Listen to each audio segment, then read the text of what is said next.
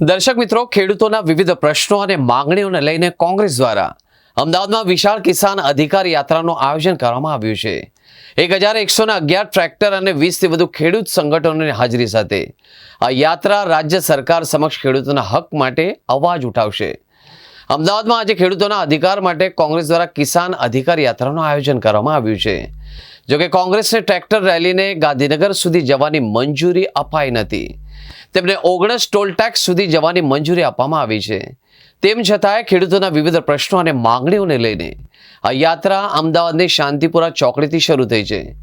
કોંગ્રેસનો આક્ષેપ છે કે સરકાર દ્વારા કાયદાઓને બાજુમાં મૂકીને ખેડૂતોની જમીન હડપ કરવામાં આવી રહી છે અને ખેડૂતોના હિતોને અવગણવામાં આવી રહ્યા છે। આ મુદ્દાઓને ધ્યાનમાં રાખીને સરકાર સમક્ષ કુલ 5 મુખ્ય માંગણીઓ રજૂ કરવામાં આવશે। દર્શક મિત્રો, રાજ્યભરના વિવિધ જિલ્લાઓમાંથી ટ્રેક્ટર સાથે અમદાવાદમાં ખેડૂતો પહોંચી ગયા છે। અંદાજે 20થી વધુ ખેડૂત સંગઠનો પણ આ યાત્રામાં જોડાયા છે। તમામ ખેડૂતો અને કોંગ્રેસના કાર્યકરો અહીં એકત્રિત થયા બાદ ગાંધીનગર તરફ કૂચ કરવાની યોજના બનાવી હતી। જોકે રેલીને ગાંધીનગર સુધી જવાની મંજૂરી આપવામાં આવી નથી।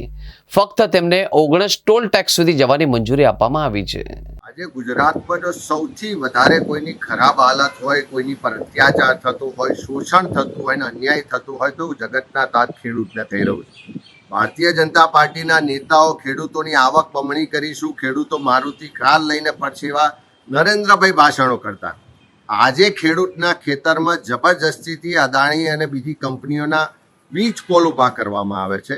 એનું જ્યારે વળતર માગે, એના માટેના સમય માગે, પાકની નુકસાની માગે, ત્યારે પોલીસ દ્વારા એને લાકડીઓ મારવામાં આવે છે। મહિલાઓ પર અત્યાચાર થાય છે અને પોલીસ ને પ્રશાસન જાણે આ કંપનીઓની દલાલ બની ગઈ હોય એવી રીતે વર્તી રહી છે। એક બાજુ ખાતર ના મળતું હોય, નકલી બિયારણથી લોકો પરેશાન હોય, મોંઘવારીથી પરેશાન હોય, ખોટી જમીન માપણી થતી હોય, સિંચાઈનું પાણી ના મળતું હોય, પૂરતી વીજળી ના મળતી હોય અને ઉપરથી જમીનોના કબજા લેવા માટે જમીન માપણીના પ્રશ્નો લઈને આ તમામ મુદ્દાઓને લઈને વારંવાર આંદોલનો થયા, વારંવાર રજૂઆત થઈ। રોજ આપણે મીડિયામાં અત્યાચારોના દ્રશ્યો જોઈએ છે પણ સરકારના પેટનું પાણી હાલતું નથી અને એટલા જ માટે ગુજરાત પ્રદેશ કોંગ્રેસ સમિતિ, કિસાન સેલ અને બધા જ કિસાન સંગઠનો સાથે મળી અને આ ટ્રેક્ટર યાત્રા લઈને, કિસાન અધિકાર યાત્રા લઈને ગાંધીનગર કૂચ કરી રહ્યા છે। કોંગ્રેસ પક્ષ ખેડૂતોના પ્રશ્નો માટે હંમેશા લડાઈ લડ્યું છે, આવનારા દિવસોમાં પણ લડીશું ને સરકાર જ્યાં સુધી આ ખેડૂતોને न्याय नहीं आपे ત્યાં સુધી हमारी आ लड़त चालू। मालूम है कि हमारा खेती प्रधान देश है और किसान परेशान हो चुका है। मांगे जैसे कि हमको एमएसपी नहीं मिल रहा है, हमारा इनपुट कॉस्ट बढ़ रहा है, खाद का प्राइस बढ़ रहा है और जो वीज ट्रांसमिशन लाइन है, जो इलेक्ट्रिसिटी लाइन्स है जो हमारे एरिया से जा रही है, 765 केवीज की जो लाइन है वो बड़ी बड़ी महाकाय, जिसको अजगर का बर्डा बोलते हैं हम लोग गुजराती में, इतनी बड़ी लाइन हमारे से जा रही है और जो उसका मुआवजा हम लोग को मिलना चाहिए वो हमारा जो रेवेन्यू रेट है, जो जंत्री बोलते हैं हम लोग, जंत्री के हिसाब से हम लोग को वो मुआवजा मिल रहा है। जबकि लॉ में लिखा हुआ है कि हमको हमारा मार्केट वैल्यू मिलना चाहिए, बाजार कीमत मिलना चाहिए, वो नहीं मिल रहा है।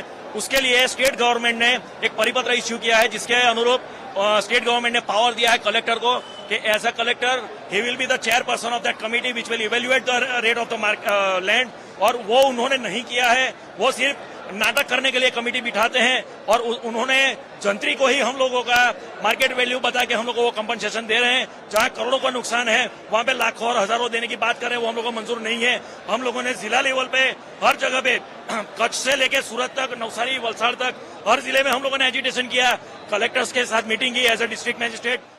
आज हमारे गुजरात से 1111 ट्रैक्टर आ गए हैं, 11,000 से ज्यादा किसानों इधर आ गए हैं। हमारी पहली मांग है कि बीज पोल कंपनियों को सरकार समर्थन करते हैं, ये समर्थन मत करे। बीज पोल कंपनियों किसानों को मुआवजा दे। दूसरी बात सरकार से है कि कृषि नीति, कृषि पंच और कृषि आयोग बनाया जाए। स्वामीनाथन कमीशन के हिसाब से किसानों को जो खेत उत्पादन है उसका भाव मिलना चाहिए और कुदरती आपदा में प्रधानमंत्री फसल बीमा का पैसा अभी तक नहीं मिला, वो मिलना चाहिए। और किसानों की आय 2 गुने की बात कर रही है, लेकिन किसान ऐसे भी आता हो गया, ऐसे ही आता गया। इसमें सरकार जमीन संपादन कर रही है उद्योगपतियों को राहत देने के लिए, तो उसके खिलाफ आज पूरे राज्य के नॉन पॉलिटिकल ये सब किसान है, किसी के किसान के ऊपर कोई भी पक्ष का टोपी नहीं है। और हमारी यही है, किसान नीति बनाओ वरना हम तुमको मत नहीं देंगे।